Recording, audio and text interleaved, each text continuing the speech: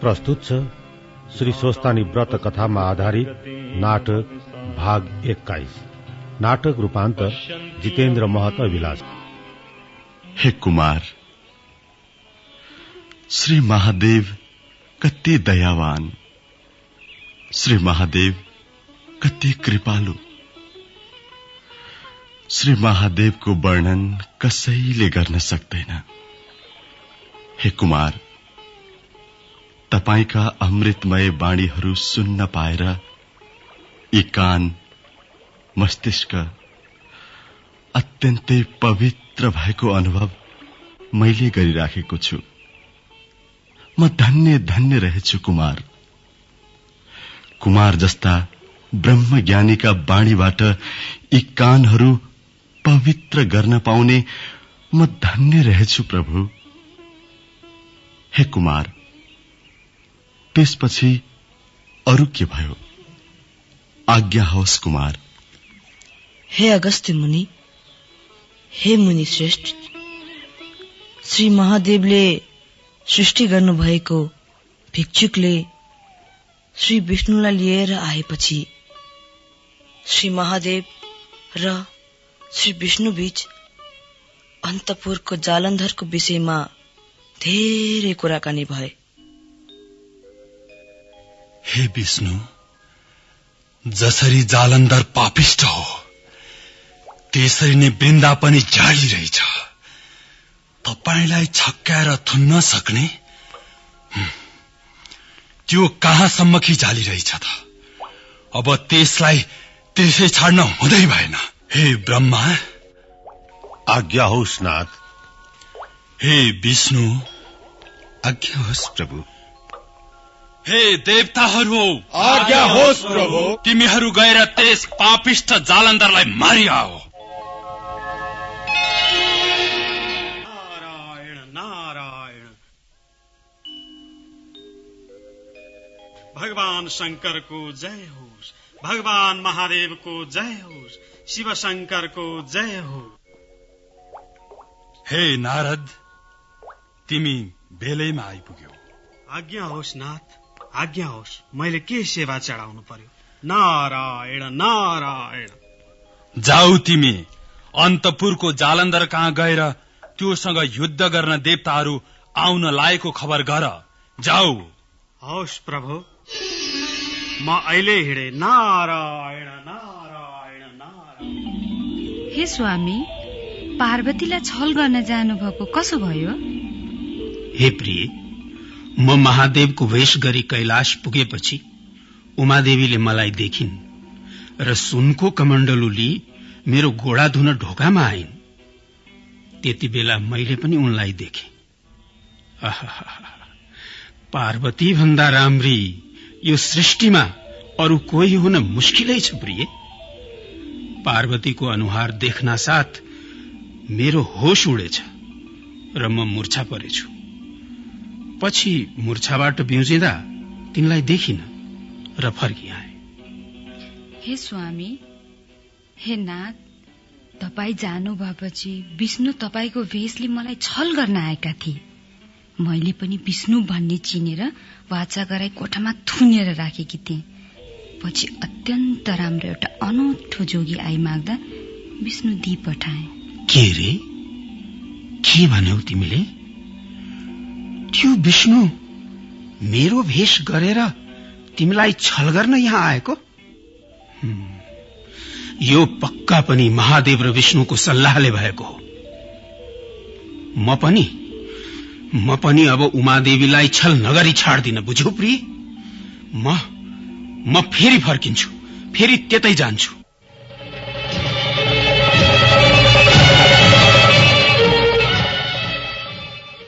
नारायण नारायण। हे जालन्धर, कहाँ जान लाग्यौ? अब कतै होइन मुनिवर, भिक्षा माग्न जाँदैछु। नारायण नारायण नारायण। हे जालन्धर, तिमीले किन यस्तो झुठा कुरा गरेको? तिमी जान लागेको उमादेवीलाई छल गर्न होइन। हे जालन्धर, तिमीसँग युद्ध गर्न ब्रह्मा, विष्णु आदि देवताहरू आउँदैछन्। तेबे अन्त जान पछि नलाग, आफूलाई चाहिने सामग्री तयार गर। नारायण नारायण। थाहा पाएँ। त्यसो पो, त्यसो हो भने हुन्छ हुन्छ मुनिवर, म फर्के।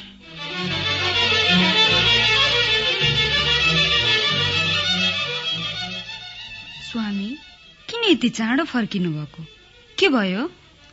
हे प्रिय, देवताहरू मसँग लडाईँ गर्न आउँदैछन् रे। म पनि तिनीहरूसँग लडाईँ गरेरै छाड्छु, बुझ्यौ? घरको स्याहार समार राम्रोसित गरे म यही त्रिशूलले लडाईँ गर्छु तिनीहरूसित। ल त प्रिय, म गएँ कैलाशतिर।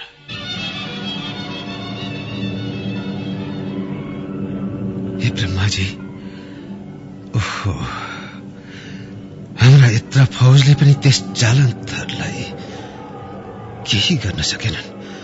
कुनै शस्त्र अस्त्रले पनि भेटेन। कसो गर्ने प्रभु? हे नारायण, अब त्यस जालन्धरलाई मार्न म यो रजगुण युक्त बाण छाड्छु।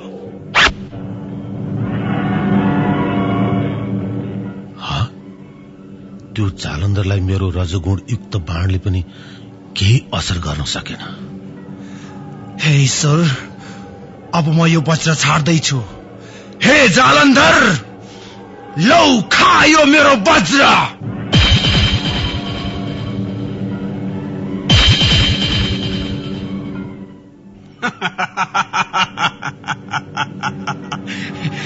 इन्द्र, खै त, खै तेरो वज्रको शक्ति, खै।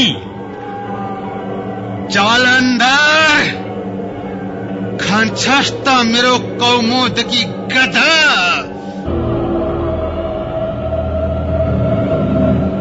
हे पापिष्ट विष्णु,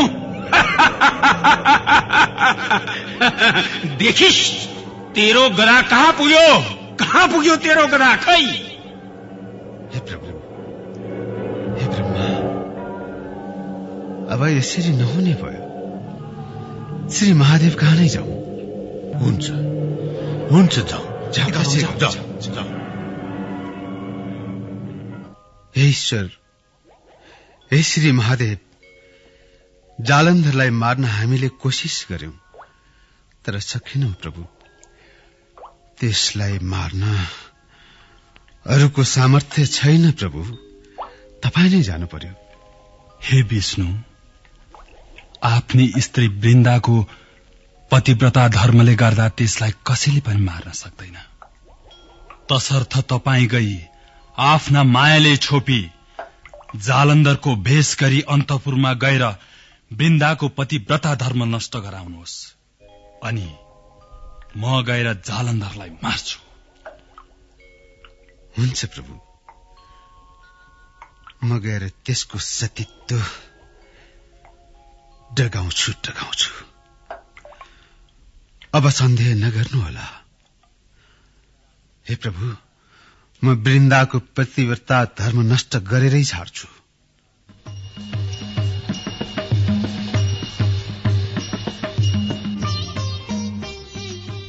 स्वामी, आइपुग्नु भयो? पहिला चरण धौँ न। जाउँ कोठामा, जाउँ। देवताहरूसँग युद्ध गर्न जानुभएको के भयो? प्रिय, देवताहरूसँग युद्ध गर्दा लागेको थकाई मारौं भनेर फर्किआएको। प्रिय, भोक लागिरहेछ। केही खानेकुरा ल्याउ न। हुन्छ स्वामी। हे अगस्त्य मुनि, वृन्दाले पनि 84 व्यञ्जन तयार पारी भोजन गराई। रात परेपछि वृन्दासित तरह तरहका कुरा गरी श्री विष्णुले वृन्दाको पतिव्रता धर्म नष्ट गरिदिनुभयो। रात बितेपछि जालन्धरको रूप छोडी आफ्नै स्वरूप 4 हातमा शंख, चक्र, गदा र पद्मली दर्शन दिनुभयो।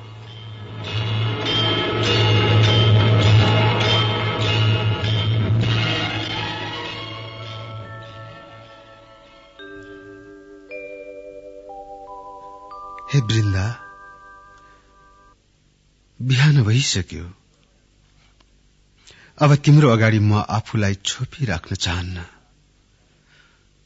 म जालन्धर होइन वृन्दे, म विष्णु हुँ। केवल तिम्रो पतिव्रता धर्म नष्ट गर्न मात्र आएको हुँ। हे पापिष्ट विष्णु, तिमीले कपट गरी मेरो पतिव्रता धर्म नष्ट गरिदियो। मेरो सतीत्व डगायो तिमीले। अब कसो गरौं? मेरो पतिलाई अब मैले कसरी मुख देखाउँ? हे वृन्दा, तिम्रो पति जालन्धरलाई त श्री महादेवले हिजै मारिसक्नुभयो होला। हे वृन्दे, अब तिमी वैकुण्ठको अधिपति भएको म विष्णुलाई स्वामी पाएपछि किन पिर गर्छौ? हे वृन्दे, तिमी पत्यार मान्दिनौ भने अलिखेरमा समाचार पाउली। नकराउ तिमी विष्णु, नकराउ। तिमी कपटी रहेछौ। मलाई छल गर्यौ तिमीले।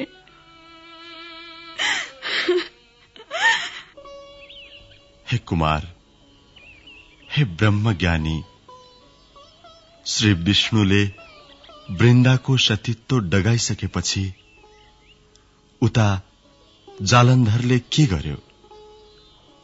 श्री महादेव कहाँ हुनुहुन्थ्यो? आज्ञा होस् प्रभु।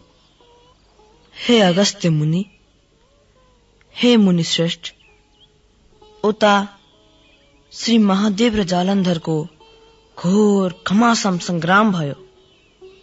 विष्णुले वृन्दाको सतीत्व हरण गरिसकेको हुनाले जालन्धर निर्बल भई महादेवसँग युद्ध गर्न नसकी आकाशमा गई माया युद्ध गर्न थाल्यो। श्री महादेवले पनि आफ्नो हातको त्रिशूल उठाई रिसले चूर भई जालन्धरको छातीमा प्रहार गर्नुभयो। त्यो पीडाले जालन्धर मरी अन्तपुरको चोकमा पछारिन पुग्यो।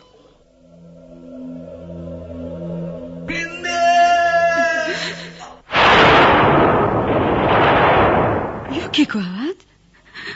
लौ न हे स्वामी, यस्तो अवस्थामा मलाई एक्लै पारी तपाईँ कथा जानु भयो। पापिष्ट विष्णुले म माथि छल गर्दा तपाईको यो गत भयो। हे नाथ, तपाईँ जहाँ जानुहुन्छ मलाई पनि त्यही लैजानुहोस्, त्यही लैजानुहोस्। विष्णु, तिमीले जाल गरी मेरो पतिव्रता धर्म नष्ट गरिदिँदा आज मेरो पतिको यो अवस्था भयो। अब म पनि तिमीलाई श्राप दिन्छु। तिमीले घाँस हुनु परोस्, तिमीले रुख भइरहनु परोस्, ढुङ्गा भइरहनु परोस्, तिमीले झार हुनु परोस्। मेरो पतिसँग सती जानु हो कि यति 4 कुरा तिमीलाई श्राप दिए।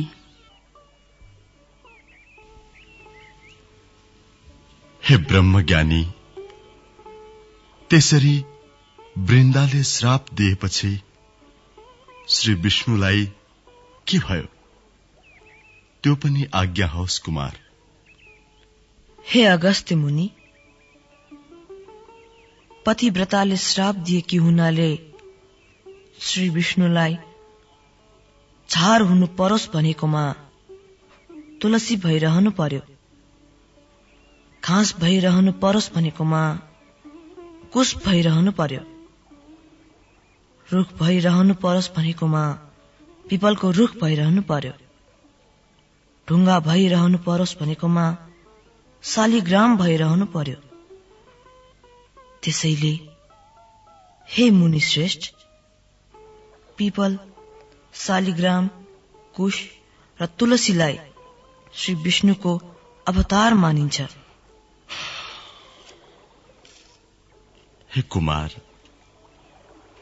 तपाईका मुखार बिन्दुबाट निस्केका यी अमूल्य बाणी वचनबाट म अझै धन्य भइरहेको छु। पातालका नागहरूमा श्री स्वस्थानी परमेश्वरीको व्रत गराउन माता पार्वतीले के गर्नुभयो त्यो पनि सुन्ने इच्छा छ प्रभु। हे अगस्त्य मुनि, एक दिन अश्वत्थामा ऋषि माता पार्वतीको आज्ञाले रसातल पातालमा पुगे र शेषनागका घरमा गए।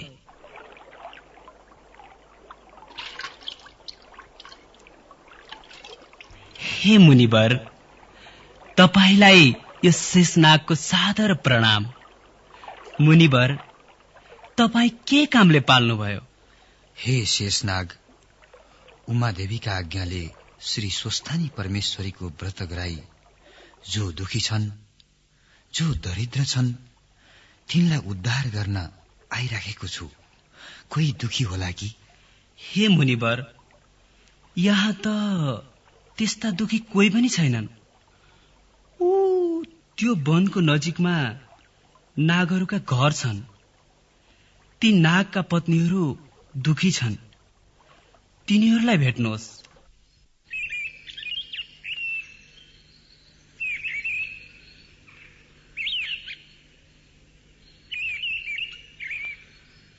हे ऋषिश्वर, आज हाम्रा घरमा के कामले आउनुभयो? आज्ञा होस्। हे नागिनी हो, उमा देवीका आज्ञाले जो दुखी छन्, जो दरिद्र छन्, जसका पति छैनन्, तिनलाई श्री स्वस्थानी परमेश्वरीको व्रत गराई उद्धार गर्न आइरहेछु। हे ऋषिश्वर, हामी दुखिनी पनि छौं, पापिनी पनि छौं, सन्तान पनि छैनन्, पति पनि घरमा छैनन्। त्यसकारण बरु यो व्रत गराउनुहोस् ऋषिश्वर। यता यो बाब्यको चकटीमा विश्राम गर्नुहोस्। हे नागिनी हो, एक चित्त भई सुन। सत्ययुगमा हिमालय पर्वतकी पुत्री पार्वतीले श्री महादेव स्वामी पाऊ भनी व्रत गर्नु भएपछि उहाँले श्री महादेव स्वामी पाउनुभयो। त्यो व्रतको विधि सुन्न पाऊ ऋषिश्वर? सुनाउँछु। पौष शुक्ल पूर्णिमाका दिनदेखि हात घोडाका नङ काटी स्नान गरी शुद्ध भई एक भक्त रही एक चित्त भई मेरो फलानु कामना सिद्ध होस् भनी महिना दिनसम्म मध्याह्न कालमा श्री महादेवको पूजा गर्नु, श्री स्वस्थानी परमेश्वरीको कथा सुन्नु, माघ शुक्ल पूर्णिमाका दिन अष्टोत्तर 100 रोटी, अक्षता, बेली पुष्प, जनै, पान, सुपारी र जात जातका फूल, यी सबै 108 र सगुन। हे अगस्त्य मुनि, यस प्रकार अश्वत्थामा ऋषिले आफै बसी दुखी नागिनीहरूलाई श्री स्वस्थानी परमेश्वरीको व्रत गराए।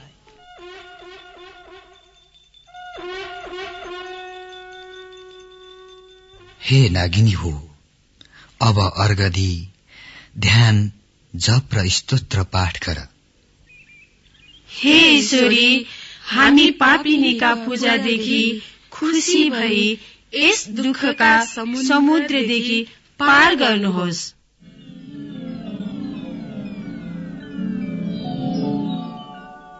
हे भक्तजन हो, तिमीहरूदेखि म प्रसन्न भए। वरदान माग, वरदान माग। हे ईश्वरी, हाम्रा नागहरू चाँडै आइपुगुन्, दुःख नाश होस्। तथास्तु। हे कुमार, म कृतार्थ भए। हे प्रभु, म कृतार्थ छु।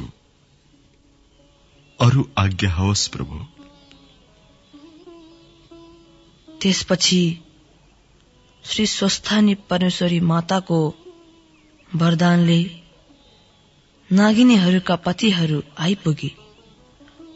श्री स्वस्थानी परमेश्वरीको प्रसाद सम्पूर्ण 108 का दरले जुन चढाइएको थियो त्यसमध्ये 8 का दरले पतिलाई दिए। लौ त अगस्त्य, एकछिन म प्रभुको ध्यानमा लाग्छु। सुन्दै हुनुहुन्थ्यो श्री स्वस्तानी व्रत कथामा आधारित नाटक भाग 21। नाटक रूपान्तर जितेन्द्र महत अभिलाषी। पात्रहरू जितेन्द्र महत अभिलाषी, मदनदास श्रेष्ठ, उदय खनाल, दीपक कोइराला, विनोद गिरी, श्री प्रसाद थापा, गोपाल ग्यावाली, दीपक राज गिरी, यदुनाथ शर्मा, विद्या सुवेदी, सुनिता कार्की, गणेश कुमारी रंजीतकार, रोशन बस्नेत, संजय कार्की, दमन रूपाखेती, राजकुमार कोइराला, जीत बहादुर नेपाल, पुष्पलाल रजक, रोहित कार्की र रेमन श्रेष्ठ। ध्वनि सम्मिश्रण तथा रेकर्डिस्ट कृष्णराम मुल्मी र श्रीराम रायमाझी। नाटक संयोजन तथा निर्देशन मदनदास श्रेष्ठ।